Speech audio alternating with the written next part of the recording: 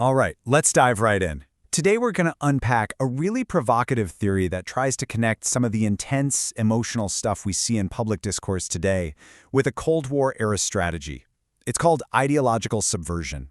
It's a pretty heavy topic, so let's get right into the source material and see how it all supposedly works. Wow. Okay, so we're starting with this incredibly intense statement from an American mother.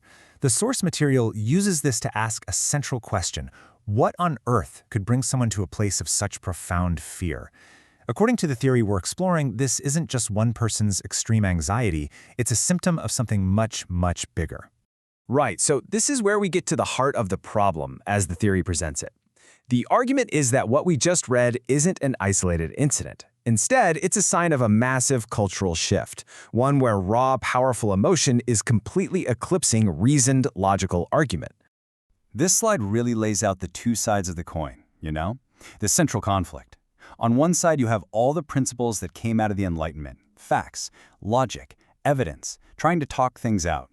And on the other side, well, you have these much more primal, gut-level emotions, fear, distrust, rage, and the demonization of anyone who disagrees with you. The core argument here is that the balance is tipping, and it's not in favor of logic. And this is where the theory points to some real danger, because when a whole society starts running on pure emotion instead of reason, it kind of leaves the door wide open. It becomes vulnerable.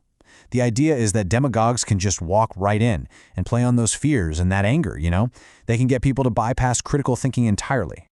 So to really drive home how this kind of manipulation can play out in the real world with absolutely devastating results, the source material takes us back in time. It draws a pretty stark parallel to a tragic and harrowing event from World War II.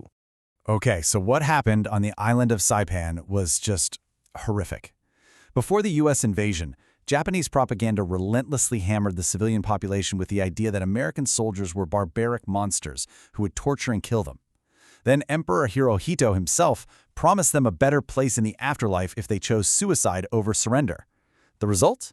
When U.S. troops landed, that manufactured terror took over, leading to mass suicides, with mothers throwing their own children from cliffs before jumping themselves. And this quote, it just captures the absolute tragedy of it all. Imagine this. You have American soldiers on loudspeakers, literally begging people not to jump. They're shouting, "We have food, we have water." They lied to you. They're trying to show them the reality of the situation. But for so many, the propaganda-induced fear was just too powerful. It had completely overwritten what was right in front of their eyes. So this brings us to a really crucial point in the theory. The argument is that this kind of societal breakdown, this drift away from reality, doesn't just happen. It's not random. There's a process, a playbook for it, supposedly laid out by a pretty interesting source, a former KGB propagandist. And this is the key phrase for this whole theory, ideological subversion. It comes from a KGB defector named Yuri Bezmenov. And what he described wasn't your classic spy stuff, stealing documents. No, this is much bigger. It's a slow, patient game of psychological warfare. The ultimate goal? To change a population's entire perception of reality, to basically undermine their ability to think straight and defend their own society. Okay, so Bezmenov broke this whole thing down into 4 stages. You've got demoralization, destabilization, crisis, and finally normalization. But the one the source really zeroes in on, the one that's absolutely critical to the whole process, is that first one, demoralization. Think of it as laying the groundwork. It's the long, slow, patient process of eroding a nation's core values. So how long does this take? According to Bezmenov, a minimum of 15 to 20 years. And you might be asking, why so long? Well, it's pretty simple when you think about it. That's the amount of time it takes to educate one full generation of students. You can raise them on a whole new set of ideas, and by the time they're in positions of power, the old value system has been effectively replaced. And this is the alleged endpoint of that demoralization process. A person becomes basically immune to facts. It doesn't matter what you show them, documents, photos, hard evidence, it just bounces right off. Their perception of reality has been so fundamentally altered that they will reject what's right in front of them, at least according to the theory, until that reality physically and directly harms them. Okay, so we have this historical example from World War II and this Cold War theory from a KGB defector. Now let's connect the dots and see how the source material argues that these exact same principles are playing out right now in our modern world. This raises a huge question, right?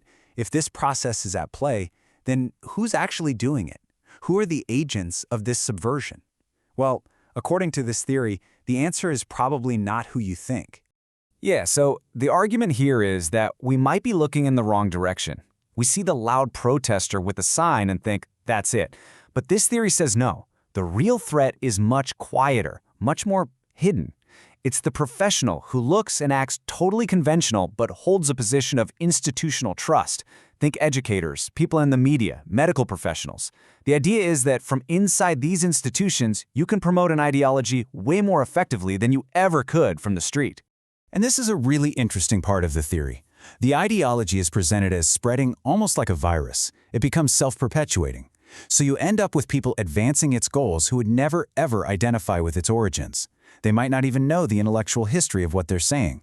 They're simply swept along a path that the source material characterizes as moving further and further left, and they become agents of a process they may not fully understand. So, after examining this historical parallel and the theory of subversion it's supposed to illustrate, where does that leave us? What's the ultimate takeaway from this whole perspective? And that is the final, very challenging question posed by the source material. If a society's perception of reality really can be deliberately fractured, if its people can be demoralized to the point that they no longer recognize truth, how would you even begin to fix that? The theory doesn't offer an easy answer, and that's what we're left to think about. Thanks for joining me on this one.